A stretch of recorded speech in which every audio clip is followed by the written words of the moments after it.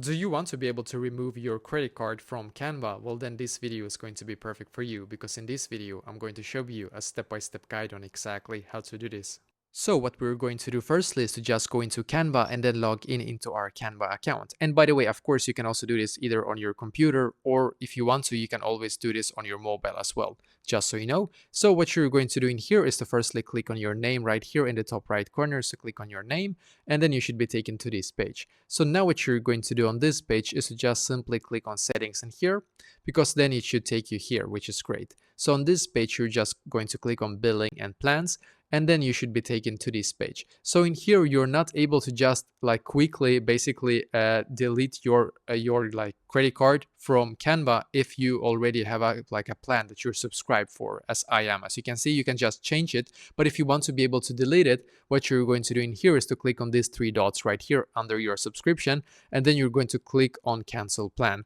And after you have canceled your plan, then either your credit card is going to automatically be removed from here, or you can basically after that disable it yourself or remove it yourself.